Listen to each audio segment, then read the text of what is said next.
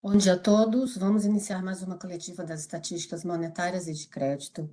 Aqui conosco Fernando Rocha, chefe do Departamento de Estatísticas do Banco Central, que fará uma apresentação. Em seguida, iniciamos com as perguntas. Fernando, bom dia. Bom dia, Adriana. Bom dia a todos.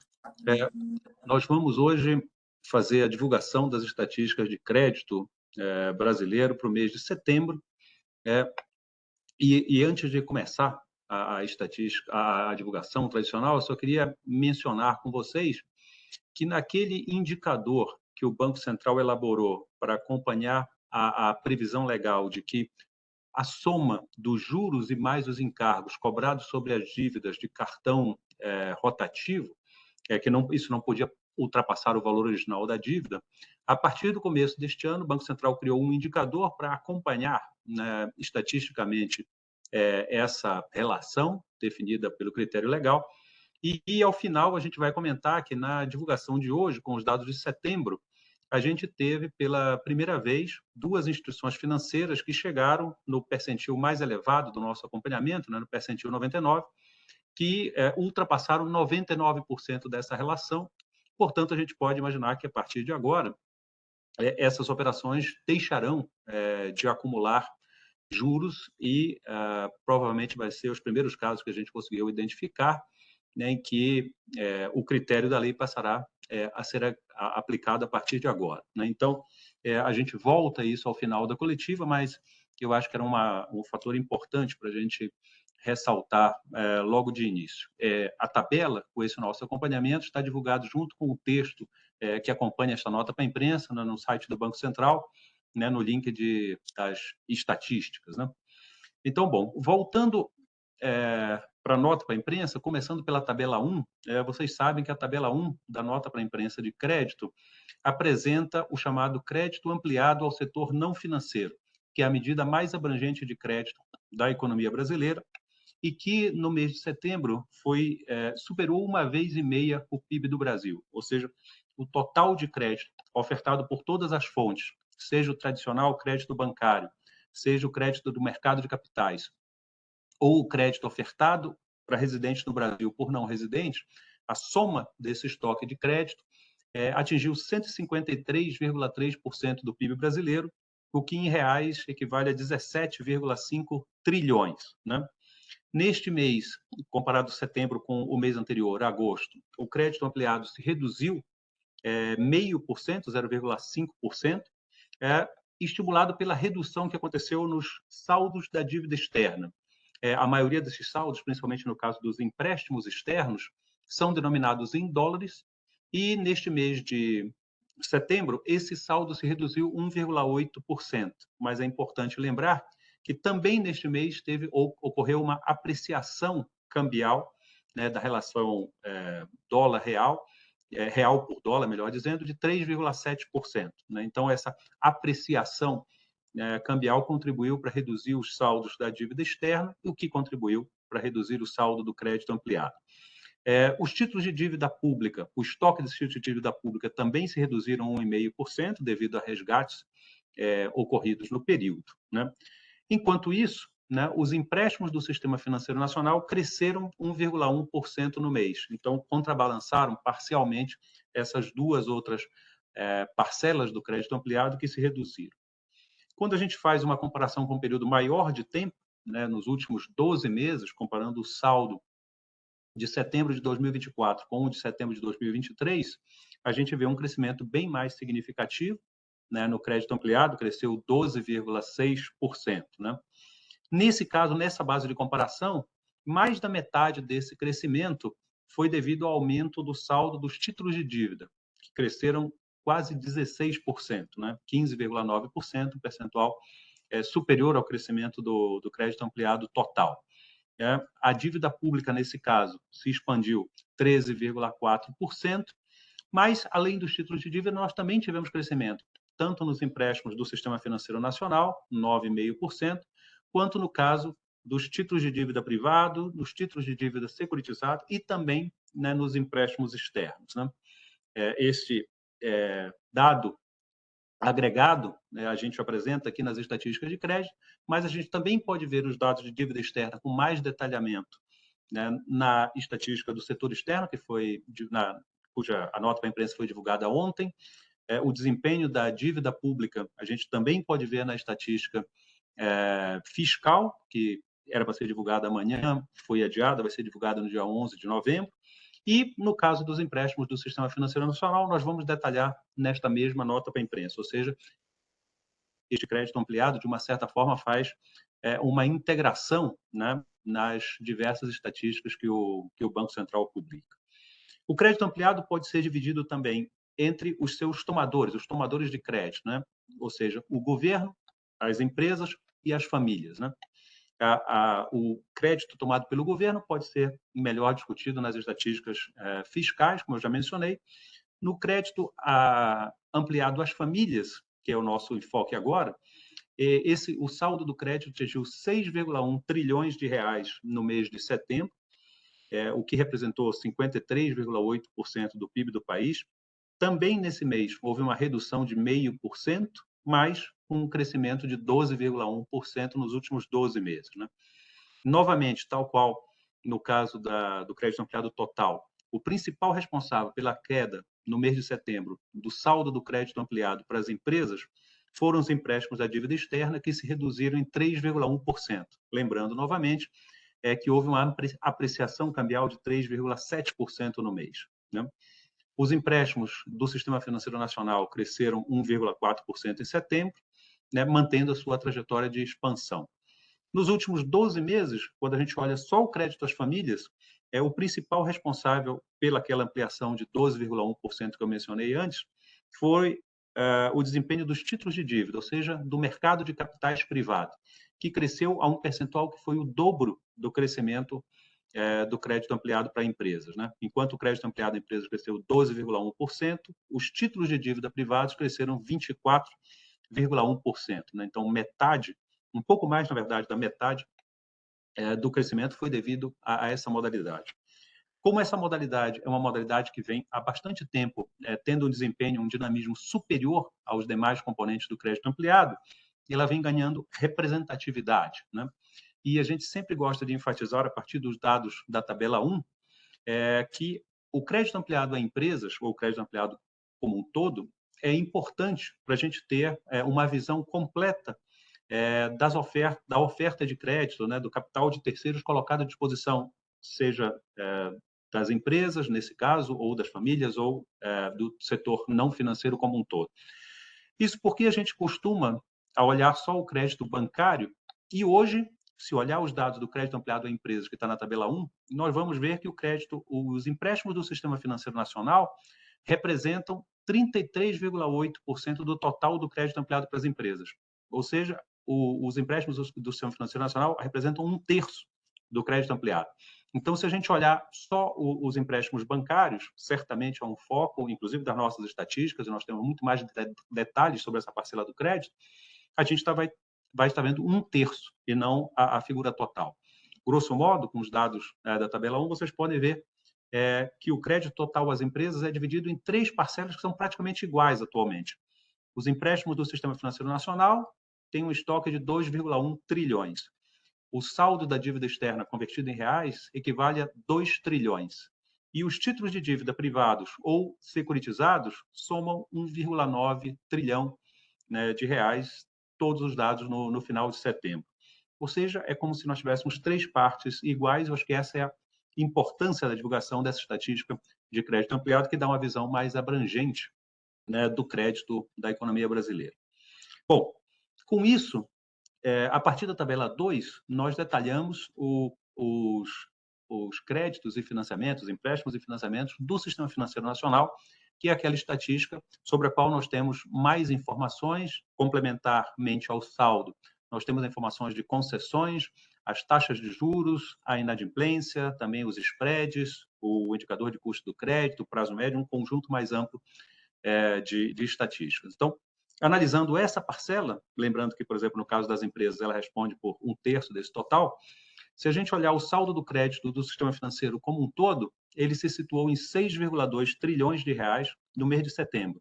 E aqui, nesse caso, a gente teve uma elevação de 1,2% no mês. esse crédito total do Sistema Financeiro Nacional, a gente pode desagregá-lo de duas formas, ou em crédito livre e crédito direcionado, ou em termos do crédito a pessoas físicas e a pessoas jurídicas, né? Essas aberturas estão na tabela 2, entre o crédito livre e o crédito direcionado, e na tabela 3, entre o crédito a pessoas físicas e a pessoas jurídicas. Olhando a tabela 2, nós vamos ver que o crescimento do crédito no mês foi puxado pelas operações de crédito livre, que cresceram 1,4%, enquanto o crédito direcionado cresceu 1%. Como nós estamos no mês de setembro, esse é um final de trimestre, a gente tem um efeito sazonal, que nós comentamos a cada final de trimestre, que é o desempenho mais forte da modalidade desconto e duplicatas. Então, esta modalidade elevou, né, a taxa de crescimento do crédito livre e contribuiu para esse maior dinamismo no mês. Quando a gente separa entre pessoas físicas e pessoas jurídicas, nós também tivemos um maior dinamismo das pessoas jurídicas, e nesse caso, cresceram 1,6%, também tem um impacto da modalidade de descontos e duplicatas e o seu efeito sazonal no mês, né? Só para nós observarmos a importância desse efeito no mês, eu fiz a seguinte quantificação com os dados que estão na nota para a imprensa. Se a gente comparar o crescimento do crédito total, ou do crédito livre, ou do crédito a pessoas jurídicas, que é composto por diversas modalidades, apenas com essa modalidade de descontos duplicatas, nós vamos ver uma importância bastante significativa. Se nós olharmos só o crédito das pessoas jurídicas e olhar o que ele cresceu no mês, ou seja, vermos a variação em reais do saldo em setembro e do saldo em agosto, a gente vai ver que o crédito para pessoas jurídicas como um todo cresceu 38 bilhões de reais. O saldo da modalidade de descontos duplicatas aumentou 24, né, em números aproximados. Ou seja, quase 2/3 do crescimento do crédito de pessoas jurídicas foi devido ao saldo duplicado, ao crescimento do saldo da modalidade duplicatas, descontos duplicatas no mês de setembro, né, 63,6%. Se a gente fizer essa comparação com o crédito livre, a gente vai chegar a quase a metade, 49,1%, né?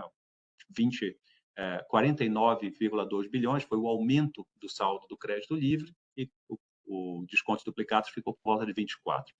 Mesmo quando a gente olha o crédito total, incluídas as operações direcionadas, as operações com pessoas físicas, a modalidade duplicata representou 32,3% do aumento de 74,9% do crédito total. Então, é por isso que a gente sempre enfatiza nos meses que terminam trimestres, né, esse aumento sazonal no crédito duplicata, para que vocês possam fazer uma melhor análise da variação, né? E também é por isso que a gente, em seguida, sempre fala da variação em 12 meses, porque aí a gente está falando do crescimento de setembro de 2024 contra setembro de 2023, e com isso a gente consegue anular esse efeito sazonal. Nos últimos 12 meses, né, o crédito total cresceu 9,9%. Então, essa foi a mesma variação de agosto, né? Comparando agosto de 24 com agosto de 23, cresceu 9,9% e agora cresceu 9,9% também. Então, se repetiu essa variação. Até alguns meses atrás, a gente vinha mostrando que estava havendo uma aceleração na taxa de crescimento em 12 meses do crédito, em praticamente qualquer das suas modalidades. Então, ou seja, a cada mês que passava, a taxa de crescimento era mais elevada. Isso agora não aconteceu no mês de setembro e repetiu a taxa de agosto. Mas quando a gente abre entre pessoas físicas, jurídicas, livre e direcionado, a gente tem uma situação um pouco mais nuançada, né? Quando a gente olha o crédito a pessoas físicas, por exemplo, a taxa de crescimento dos últimos 12 meses foi de 11,4%, uma aceleração em relação aos 11,1% de agosto. Quando a gente olha o crédito para pessoas jurídicas, aconteceu o oposto, houve uma desaceleração. Ele cresceu 8% em agosto, na comparação em 12 meses, e se reduziu para 7,7% em setembro. Quando a gente passa para a separação entre o crédito livre e direcionado, houve uma aceleração no mês de setembro no crédito livre, né? Foi 9,1% contra 8,7% que tinha tido em agosto, e esse percentual é muito parecido do de julho, né? Julho foi 9,2%. Então, tinha 9,2% em julho, reduziu para 8,7% em agosto, voltou para 9,1% em setembro. E no direcionado, também houve uma desaceleração, o crescimento agora foi de 11,2 contra 11,5 em agosto. Então, a gente pode ver nesses dados do mês de setembro que há alguns segmentos do crédito que estão tendo maior dinamismo, outros estão com uma ligeira desaceleração. No agregado, a gente repetiu a taxa de crescimento, que é uma taxa de praticamente 2 dígitos, né? Quando a gente olha para as concessões, aí a gente tem um aspecto importante, que é, na série das concessões, divulgadas na tabela 2 e na tabela 3, a gente faz o cálculo com as concessões dessazonalizadas. Portanto, a gente retira aquele efeito que eu mencionei do efeito sazonal, do crescimento sazonal da modalidade de descontos duplicados. Então, nas concessões dessazonalizadas, houve uma redução de 0,9% no mês de setembro. Então, ou seja, esse efeito do aumento de descontos duplicados, em termos de concessões, né, que é bastante significativo na série observada, ficou ligeiramente abaixo, não possibilitou que o conjunto do crédito tivesse um crescimento quando a gente dessazonaliza as séries, né? Foram exatamente as operações do crédito livre que tiveram uma redução maior na série dessazonalizada, redução de 2,1%, enquanto o crédito direcionado aumentou, por coincidência, os mesmos 2,1%, né?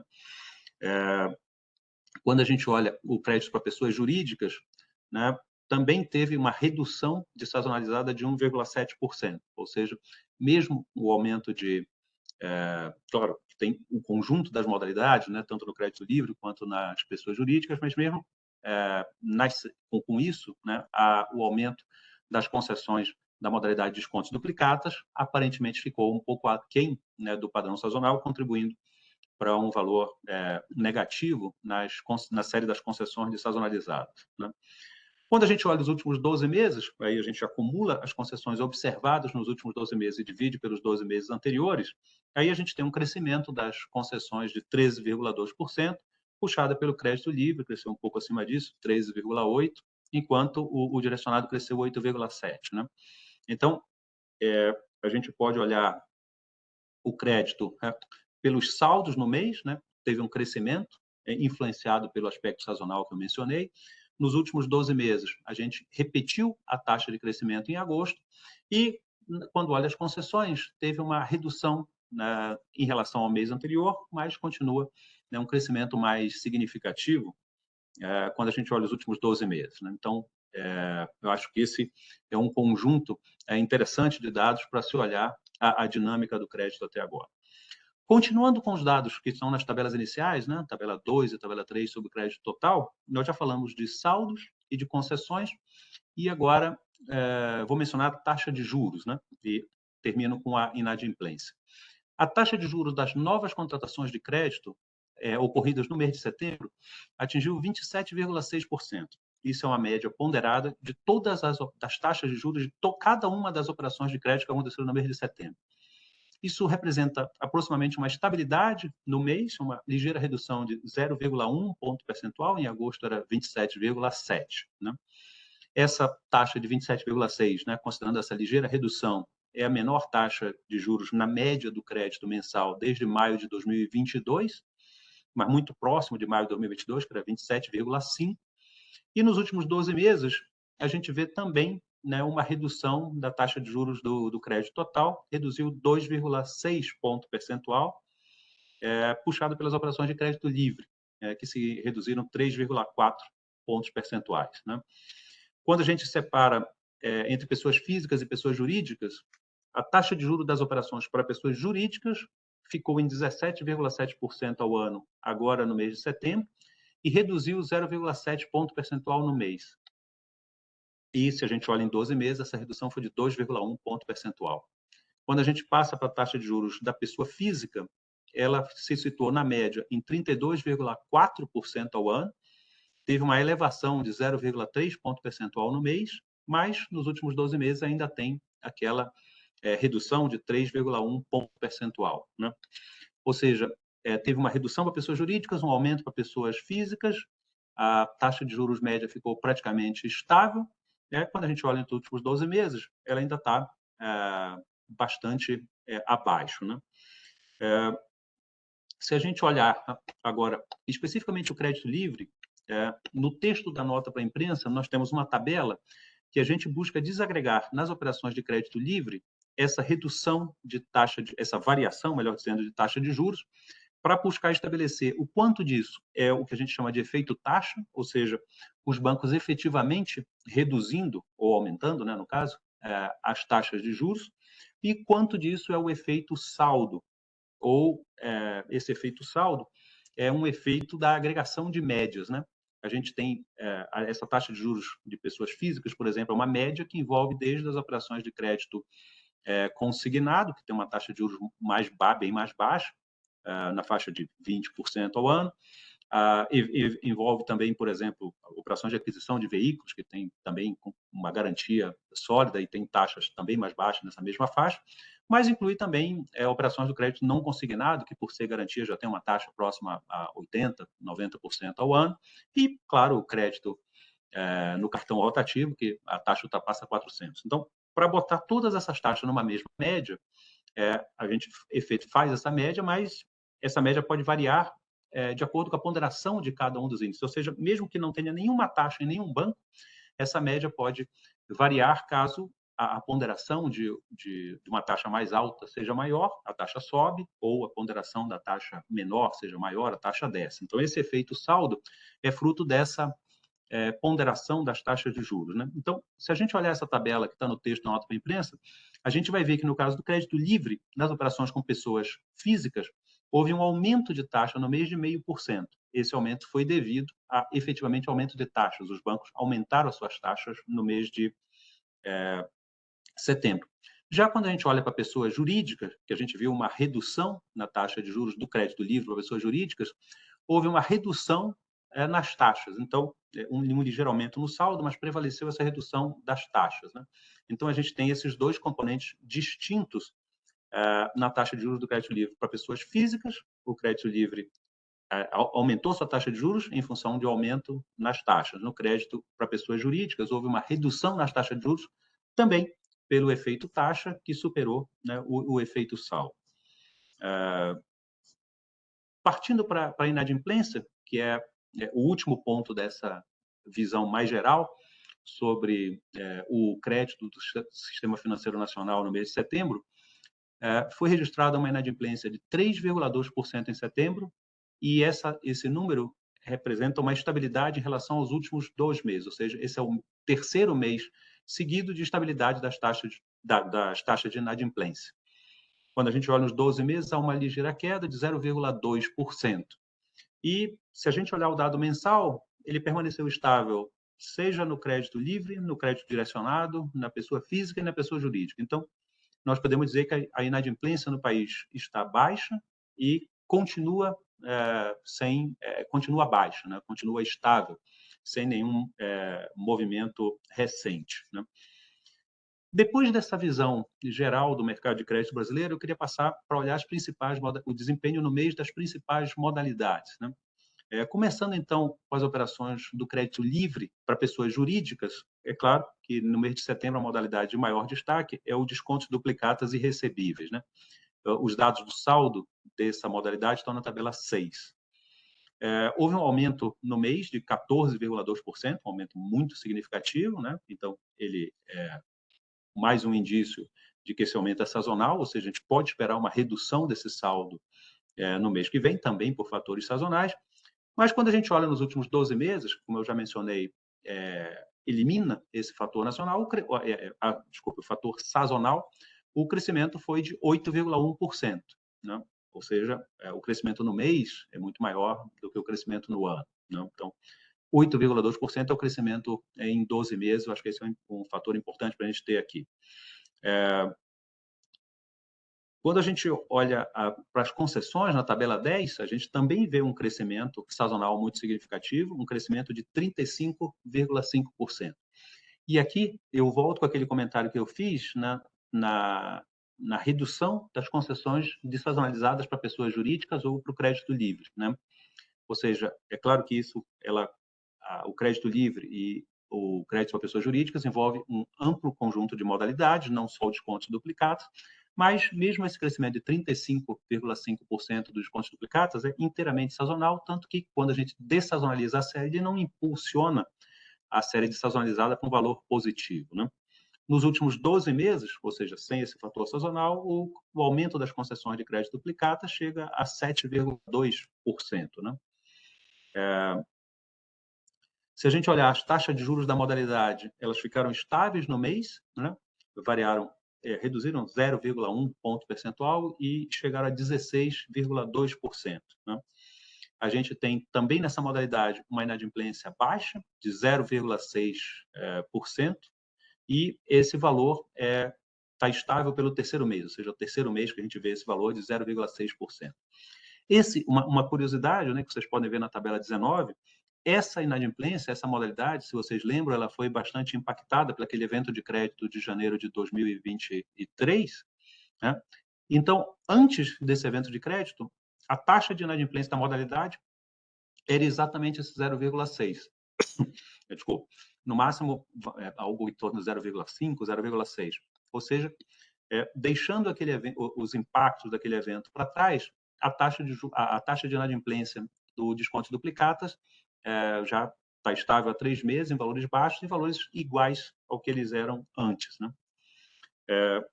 Passando agora para o capital de giro, o capital de giro é a maior modalidade das operações de crédito livre para pessoas jurídicas, e ocorreu um aumento de 0,6% no mês e de 5,1% em 12 meses. Ou seja, quando a gente olha aqueles 12 meses, o capital de giro é menos dinâmico do que o desconto de duplicatas. No mês, esse aumento de 0,6% foi impulsionado principalmente pelas operações de curto prazo, pelas operações abaixo de 365 dias, 360 dias, que subiram 6,3%, né?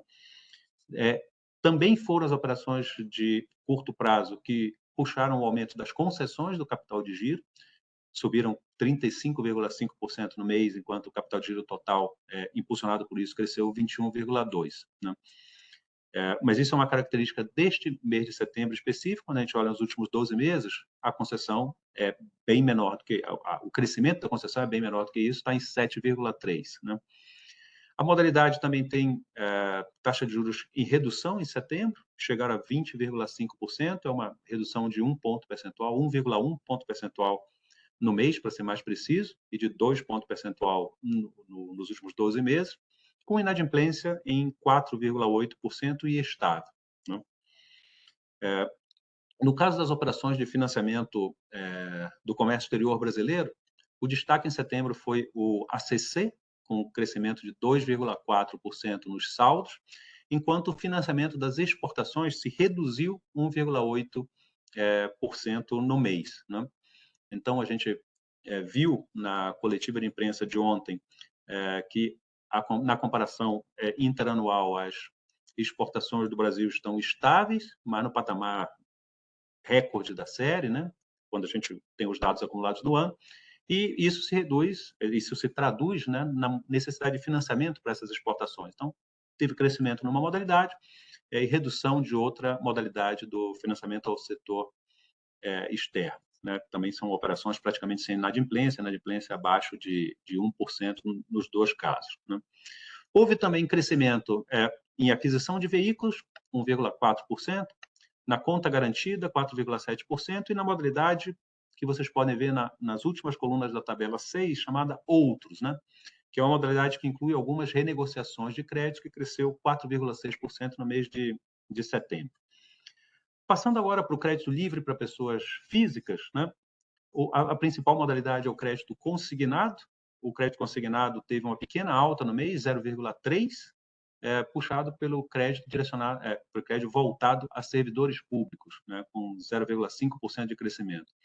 Nos últimos 12 meses, o crescimento dessa modalidade chegou a 8,5%, nesse caso puxado principalmente pelas operações com beneficiários do INSS, cresceram 13,3%, né? Essa modalidade, como eu mencionei, tem uma taxa de juros mais baixa, na faixa de 20%, no mês de setembro foi 23,2%, e teve uma ligeira variação positiva de 0,1 ponto percentual no mês, com uma inadimplência também baixa, de 2,5%, caracterizando uma modalidade que tem garantias, prazos mais elevados e inadimplência baixa e taxa de juros mais baixa na comparação com as outras modalidades. Acho que essa comparação pode ficar evidente quando a gente olhar o crédito pessoal não consignado, que está na mesma tabela 7 da nota para a imprensa. No crédito não consignado, a gente teve um crescimento maior no mês do que o consignado. Foi a modalidade que mais cresceu no mês dentre as operações do crédito livre para pessoas físicas, cresceu 2,1% no mês, 18,5% em 12 meses. Então, em qualquer um dos dois aspectos, qualquer das duas medidas de comparação, um dinamismo maior do que no consignado, né? As taxas de juros, elas do não consignado, se reduziram 1,1 ponto percentual no mês, mas são muito mais elevadas do que a taxa do consignado, exatamente pela característica da modalidade, a ausência de maiores garantias, né?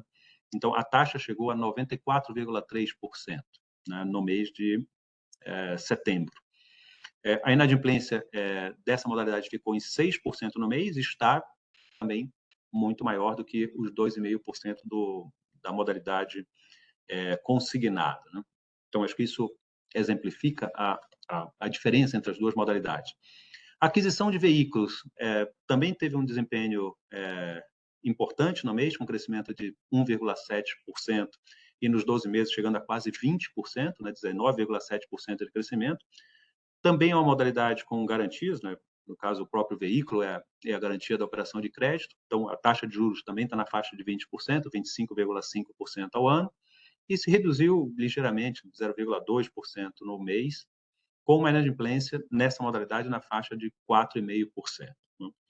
A última modalidade que eu queria comentar sobre, dentro das operações de crédito livre para pessoas físicas, é o cartão de crédito. O cartão de crédito é uma modalidade que inclui operações muito distintas, né? Ela inclui as operações do cartão de crédito à vista, que estão mais vinculadas a compras utilizadas corriqueiramente por qualquer pessoa, e o cartão de crédito à vista inclui também aquele parcelado sem juros, as operações em que o lojista parcela a fatura, mas sem a ausência, sem o aumento do preço da fatura, que a gente chama sem juros. Ela também tem o crédito parcelado, que nesse caso são aquelas operações parceladas que incluem juros explicitamente, e por fim a operação do cartão de crédito rotativo, que é aquele caso em que o cliente do banco recebe uma linha de crédito emergencial ao não conseguir pagar integralmente ou não conseguir pagar em absoluto a sua fatura, né? Então, é uma modalidade que, quando o cliente não paga a fatura, de uma certa forma, ele é como se ele já tivesse inadimplente, então é uma operação que já começa com inadimplência, não tem garantias, uma linha rotativa emergencial, com taxa de juros elevadíssimas, inadimplência enorme. Então, o cartão de crédito reúne essas três modalidades bastante distintas. Quando nós agregamos, da mesma forma que nós divulgamos todas as outras estatísticas, o saldo das operações de cartão de crédito atingiu 551 bilhões de reais no mês, né? Mais de meio trilhão de reais. 3/4 desse volume, 75,7%, são as operações do cartão à vista, 417 bilhões. Daqueles 551, 417 bilhões são as operações do cartão de crédito à vista. Essas operações do cartão à vista cresceram 0,6% no mês e puxaram o crescimento do cartão de crédito como um todo, que cresceu 0,3%, né? No mês, o parcelado reduziu os seus saldos em 2,3% e o rotativo aumentou em 1,8%. Essa tendência, esse efeito que aconteceu em setembro é diferente do que a gente vem observando nos últimos meses e do que a gente vê em prazo mais longo. Por exemplo, nos últimos 12 meses, a gente sempre tem falado de uma troca, né, com uma redução dos saldos do cartão rotativo. Nos últimos 12 meses, eles caíram 15,4%, e o aumento do parcelado, 24,5% nesse mesmo período.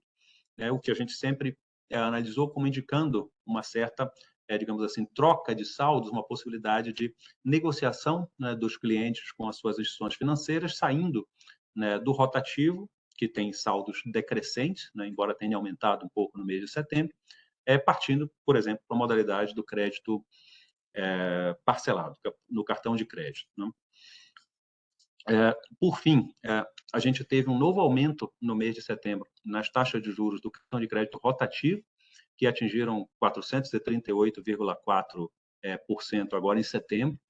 Como eu já vinha mencionado, são taxas de juros elevadíssimas, que indicam que essa é uma modalidade de crédito que não deve ser acessada pelos clientes, e se não houver outra alternativa, se não houver possibilidades a não ser acessar o cartão de crédito rotativo, se deve buscar sair o mais rápido possível dessa modalidade, buscando renegociações, buscando outras linhas de crédito que tenham melhores condições em termos de maior prazo de pagamento, menores taxas, menores parcelas, e elas estão disponíveis nas instituições financeiras, se não na instituição financeira original em que foi contratada essa operação de crédito, em outra, para a qual você possa também negociar, né? Dois comentários finais para esses meus comentários agora. Um deles é sobre o endividamento das famílias e comprometimento de renda, que estão na tabela 27 da nota para a imprensa. Houve um ligeiro aumento no mês nas duas modalidades. No endividamento das famílias, esse aumento foi de 0,1 ponto percentual e o endividamento chegou a 47,9%. Esse percentual é a comparação da renda anual estimada das famílias, isso é um agregado macroeconômico, né, do conjunto das famílias do país, das pessoas físicas, a comparação da sua renda total anual com o saldo das suas operações de crédito, né? Então, esse saldo das suas operações de crédito representa 47,9% da renda das famílias. Esse é o valor do endividamento. No comprometimento de renda, isso é uma conta diferente. Então, o objetivo do comprometimento de renda é ver o quanto, em termos macroeconômicos, né, agregado, as famílias no país comprometem da sua renda mensal com pagamentos de principal e juros dessas suas dívidas, né? Então, enquanto o endividamento das famílias é 47,9%, o comprometimento de renda é 26,8%. Ou seja, em termos macroeconômicos agregados, do total da renda mensal oferida pelas famílias, 26,8% são comprometidos com pagamento de amortizações de principal e pagamento de juros, e esse indicador teve um aumento de 0,4 ponto percentual no mês, mas permanece se reduzindo 0,4 ponto percentual também quando a gente olha os últimos 12 meses. Por fim, o último comentário de hoje é aquele que eu já antecipei no início, sobre o indicador que a gente comumente se refere como muro inglês. Esse indicador foi estabelecido em lei, pela Lei 14.690, de outubro de 2023, que entrou em vigor no primeiro dia 3 de janeiro deste ano. A lei prevê que o total da dívida dos clientes de cartão de crédito rotativo, por exemplo, o valor total da dívida, apurado em reais, e não em percentual, mas aquele valor em reais que o cliente tem que pagar, somado com os encargos que, por acaso, estejam incluídos nessa dívida, o valor total disso tem que ser limitado ao valor original da dívida. Ou seja, se a gente pega o valor original da dívida, qualquer que ela seja, R$1.000, por exemplo, R$3.000, o valor dos juros não pode superar esse montante original. Então, eles têm que ser iguais a 100% desse valor. A partir do momento que o valor que for sendo considerado de juros, né, igualar a dívida original, ou seja, quando essa relação chegar a 100%, encerram-se o acúmulo de juros sobre esses saldos. Não podem mais ser acumulados juros sobre esse saldo. Para acompanhar esse indicador, desde fevereiro, o Banco Central tem divulgado um indicador bastante simplificado, com uma amostra de 15 instituições financeiras, que representam uma parcela importante desse mercado de crédito, e a gente pede que essas instituições financeiras vejam todas as suas dívidas que a cada final de mês estejam abertas, né, no cartão de crédito, e elas que falam com o valor acumulado em juros desde o dia original de contratação da dívida até o último dia de cada mês. Né? Não importa se a dívida foi contratada nesse mês, no mês anterior, ou, no caso, a gente está com dados do final de setembro, se ela foi contratada lá em janeiro. Né? A partir daí, ela faz um ordenamento do menor para o maior do percentual dessas dívidas e nos informa o percentil. Ela pega todos os seus devedores, divide em 100 grupos iguais e nos informam os 4 percentis, né? O percentil 25%, o percentil 50%, 75% e 99%. E a gente tem divulgado isso todos os meses. O que é de se esperar? No percentil 99, que tem aqueles devedores que provavelmente têm taxa de juros maior ou estão há mais tempo em atraso com a sua dívida, a nossa expectativa é que esse valor cresça a cada mês que nós estamos divulgando esses dados. E isso efetivamente vem acontecendo. Se a gente olhar, por exemplo, na média das 15 instituições que estão reportadas na tabela que está no site do Banco Central, o percentil 99, na média dessas 15, era 65% em agosto e passou a 70,9% em setembro. E tem crescido a cada mês. Um outro comentário é que a gente tem uma heterogeneidade muito grande entre essas instituições financeiras, e esse percentil 99, que atingiu média de 70,9% em setembro, ele vai desde instituições que reportam 40% até uma instituição que reportou 99,9%. Isso mostra diferentes estratificações do mercado de crédito bancário brasileiro, diferentes perfis de clientes, diferentes taxas de juros, precificação e ação das instituições financeiras. E, neste caso, olhando o percentil 99, a gente teve duas instituições que chegaram a 99% neste mês. Uma foi 99,04%, a outra 99,91%.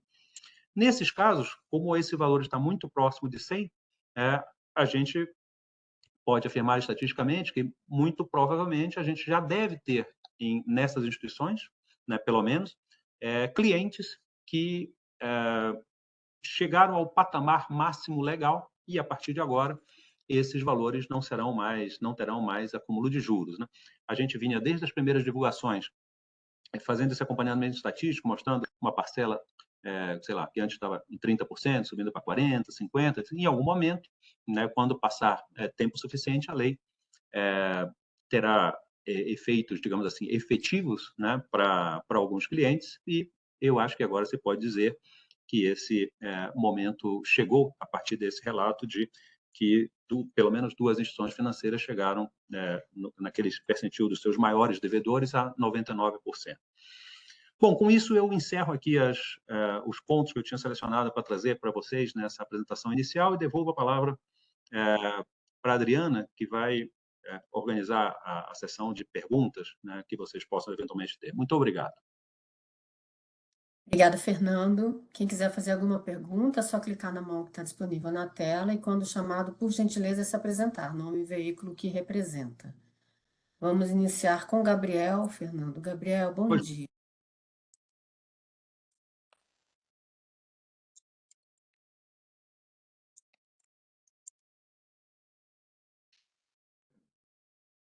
Primeiro, voltando um pouquinho para a inadimplência. Aumenta um pouco o teu som, Gabriel, eu não estou ouvindo. Melhorou um pouco? Ah, sim. Então, duas perguntas. A primeira sobre inadimplência, ele ficou em 3,2%, né? E pelo que eu vi aqui, são 4 meses seguidos nesse patamar. Só queria ver se você poderia explorar um pouquinho para a gente entender quais são os fatores que levaram a essa estabilidade, inclusive em vários recortes, né? Uhum. E a segunda questão é sobre o humor inglês. Só para me relembrar, eu só considero operações feitas a partir de 3 de janeiro, né, da nova lei, né? Obrigado.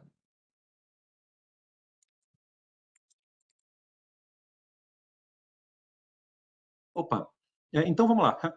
Se eu entendi bem, eu disse que a inadimplência estava 3 meses, mas são 4. Deixa eu ver aqui se o Gabriel tem razão. Vamos lá. Eu estou olhando os dados da tabela 2 e, de fato, o Gabriel tem razão.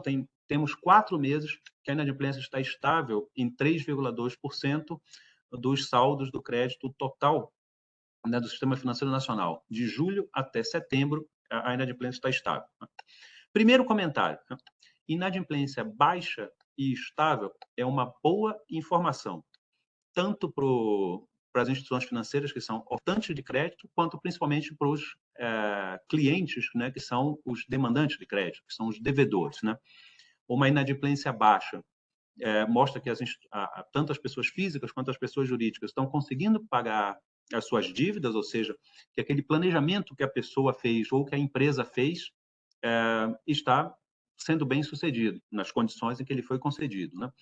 Uma empresa procura crédito, por exemplo, de capital de giro longo para financiar investimentos e aumentar sua capacidade produtiva, ou procura um desconto de duplicatas para ter ali o capital de giro no sentido mais estrito, né, de girar a sua produção, adquirir produção e vender, e que essas operações estão seguindo de acordo com o planejado, ou seja, a empresa precisa recebe o crédito, com esse crédito ela faz investimentos na sua empresa, compra capital de giro, moderniza alguma coisa, consegue vender esses produtos e com o seu faturamento pagar aquela parcela do crédito. A mesma coisa para as pessoas físicas, nesse caso, se toma um financiamento imobiliário ou um financiamento para aquisição de bens, e mantendo-se empregado ou com o seu próprio negócio, você consegue pagar as dívidas. Então, isso parece ser um indicador saudável. Então, a primeira coisa a considerar aí são as condições macroeconômicas gerais, né, nesse caso da inadimplência. Um outro fator que é mais específico da inadimplência para pessoas físicas, principalmente no crédito livre, é aquele evento de crédito, né, que foi causado pelas lojas americanas no começo de 2023. Ele foi se desdobrando, né, em inadimplência, porque as dívidas bancárias não foram sendo pagas, essa inadimplência foi subindo. Se você olhar na tabela 19, a série do desconto duplicado, você vai ver que ela estava até janeiro, fevereiro de 2023, uma inadimplência de 0,5%, 0,6%, depois ela cresce, chega em algum momento a 4,8% dos saldos, né? E depois disso, com pagamentos, com renegociações e também com eventuais baixas daquelas operações de crédito como prejuízo, esse saldo vai se reduzindo até voltar ao patamar que era hoje. Então, isso também é uma coisa que contribui com a estabilidade da inadimplência nesses níveis baixos. Uma última coisa, só para relembrar o próprio conceito de inadimplência aqui. Nas estatísticas de crédito e também no funcionamento da indústria bancária brasileira, inadimplência é aquele crédito que teve alguma parcela não paga há mais de 90 dias, né? Se, por exemplo, você tem uma operação de crédito, ela vence no dia 5, você pagou no dia 7, né? Claro, você pagou atrasado, vai ter alguns juros, mas ela nem entra nessa estatística, né? A gente tem dois níveis para esse atraso. O primeiro a gente chama de atraso, e esse dado não está na nota para a imprensa, mas está nas séries temporais, que são atrasos entre 15 dias e 90 dias. Se você tem uma parcela do seu crédito que não foi paga entre 15 e 90 dias, esse valor vai estar na série de atrasos, nas séries temporais do Banco Central. Claro que se em algum momento você pagar esse saldo, esse valor vai sair da conta e a taxa de inadimplência diminui, né? Então, a taxa de inadimplência tem esse primeiro conceito, que não é inadimplência, é o atraso entre 15 e 90 dias. E só vira inadimplência, só entra nessa tabela, nesses 3,2%, quando a operação está atrasada há mais de 90 dias, né?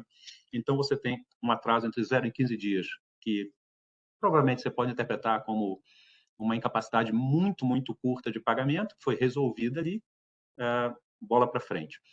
Entre 15 e 90 dias, esse saldo está na categoria de atraso, né, que muitas vezes é indicado como indicador antecedente de inadimplência, mas é meio, a correlação não é tão boa, assim, é meio difícil de observar isso. E ele vira inadimplência quando está atrasado acima de 90 dias.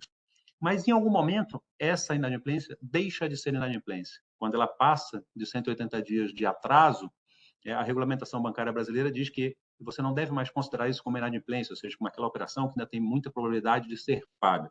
Então, o banco deve baixar isso a prejuízo. Então, a inadimplência é esse intervalo em que o dia de atraso da operação é entre 90 e 180 dias, e ela tem estado estável. Eu acho que o principal responsável por isso, né, são as condições macroeconômicas gerais. Em relação à dúvida sobre muro inglês, sim, né, a gente teve aquela lei 14.690, de outubro de 2023. E essa lei, ela foi regulamentada por uma resolução do Conselho Monetário Nacional, de número 5.112, de dezembro de 23. E pela própria regra da lei, a lei previa algo assim, que se não houvesse um acordo, né, nos próximos 90 dias, então, há essa regra, que é chamada do muro inglês, de limitar o acúmulo de juros e encargos ao valor original da dívida, entraria em vigor depois de 90 dias, que dava dia 3 de janeiro. Então, a partir de 3 de janeiro, esta lei está em vigor. Então, para dívidas contratadas nessas modalidades a partir de 3 de janeiro, você tem o efeito da lei, para dívidas anteriores, não. Adriana, com você. Obrigada, Fernando. Natália.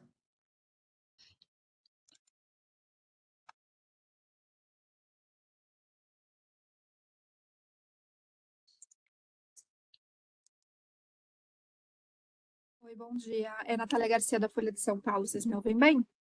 Sim, bom dia. Ótimo. Duas perguntinhas, uma simples, só para confirmar. Então, a gente tem o muro inglês foi atingido ali pelas duas instituições em 9 meses, né? Essa é a primeira pergunta.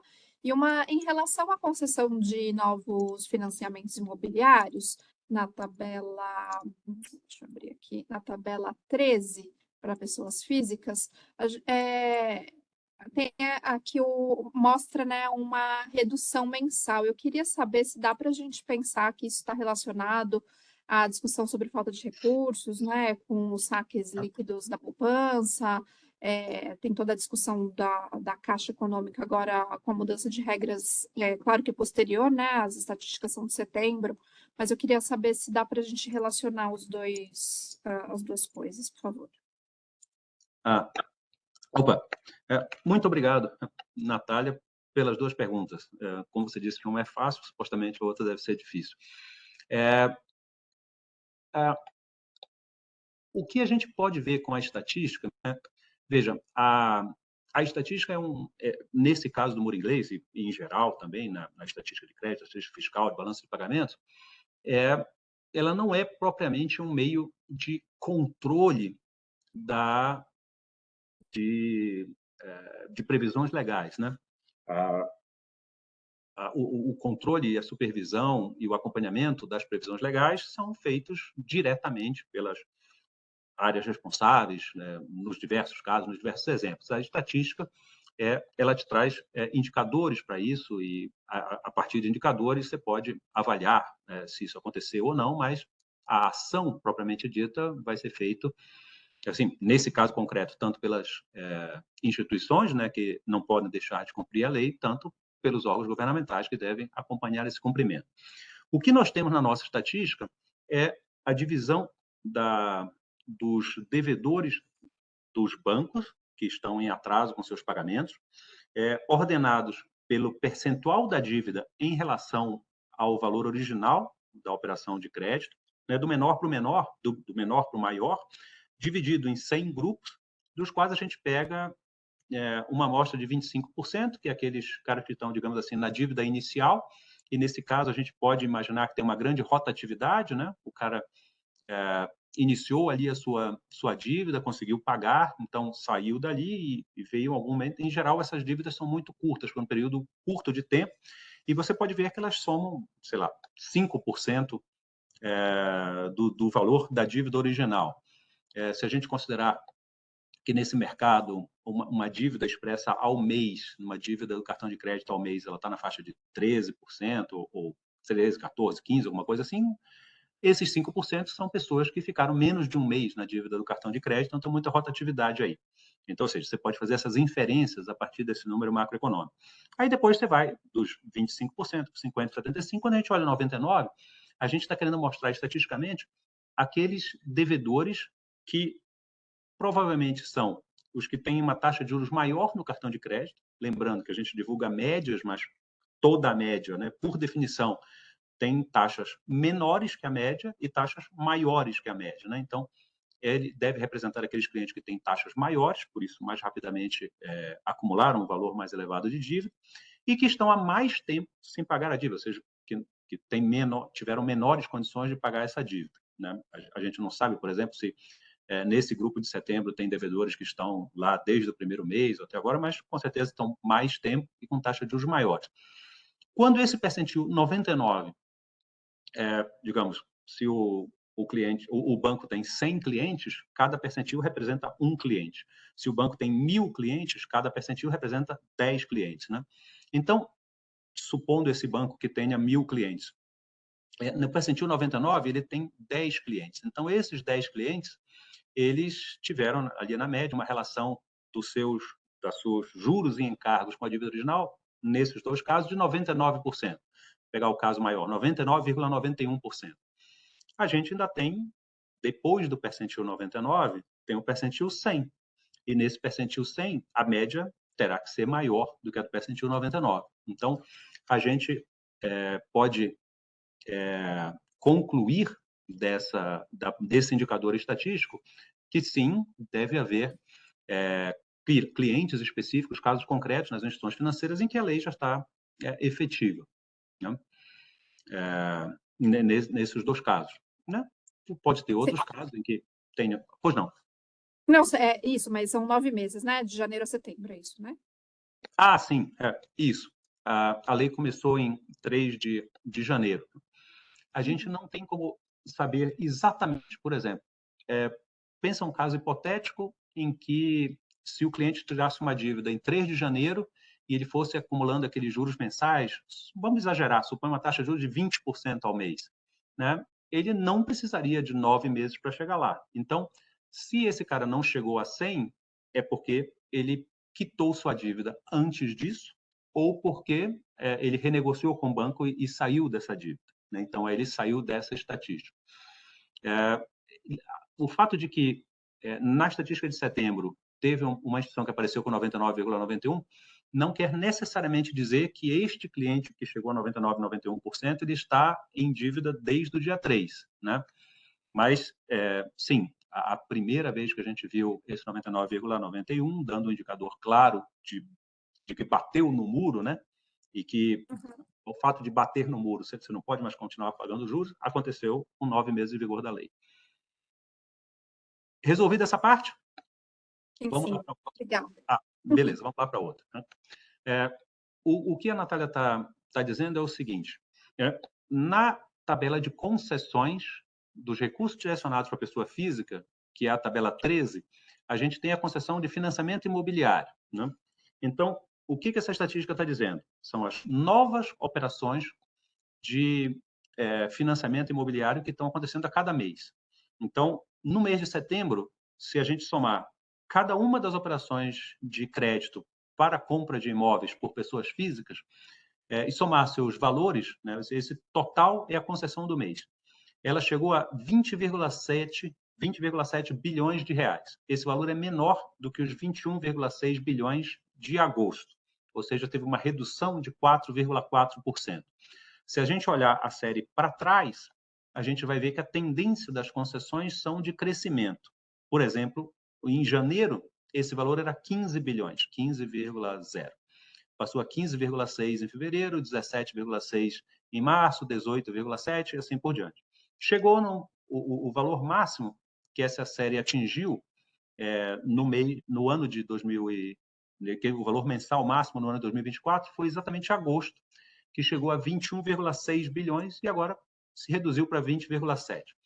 Então, a Natália pergunta as razões dessa redução, incluindo saber se uma possível razão é a dificuldade dos bancos de terem fontes de recursos para fazer esse financiamento, ou seja, o chamado funding bancário.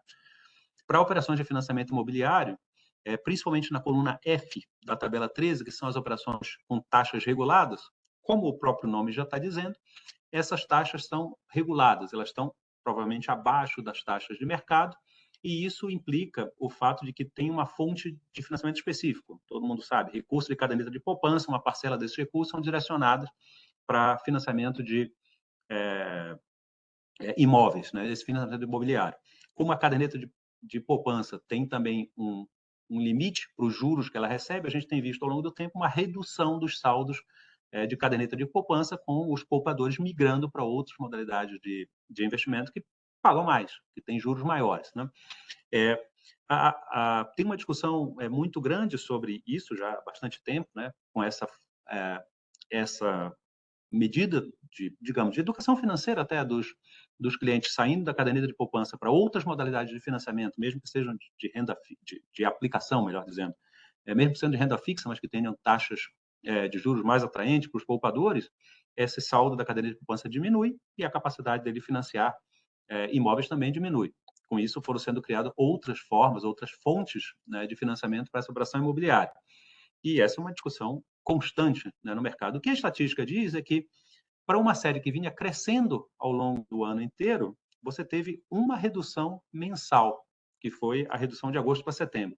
Se você olhar os 12 meses, comparar as concessões dos últimos 12 meses com os 12 meses anteriores, você ainda tem um crescimento de 22,9%, por exemplo, se olhar só para reguladas. Se olhar, não, mas 12 meses é uma coisa muito longa, você está comparando 12 meses agora com 12 meses anteriores, é uma coisa muito longa. Então, no último trimestre, olhando os dados de setembro, agosto e julho contra junho, maio e abril, ela cresceu 5,6%. Então, utilizando apenas com esse número da estatística, que teve uma redução, né, de 4,7%, se olhar só a coluna das reguladas, nas concessões, não dá para ser uma, digamos assim, uma prova definitiva de que isso já está se materializando e que teve uma ponto de virada e que daqui para frente vai se reduzir. Então, assim, essa discussão existe. O fundamento da discussão, por exemplo, no caso da caderneta de poupança, é a redução de saldos. O Banco Central divulga mensalmente os saldos da caderneta de poupança, tem uma tendência longa de redução, mas com os dados de um mês especificamente, não dá para dizer que foi isso. Tá certo, obrigada. Valeu, Natália. Adriana, com você. Obrigada, Fernando. Sem mais perguntas até o momento, aguardamos um pouquinho. Claro.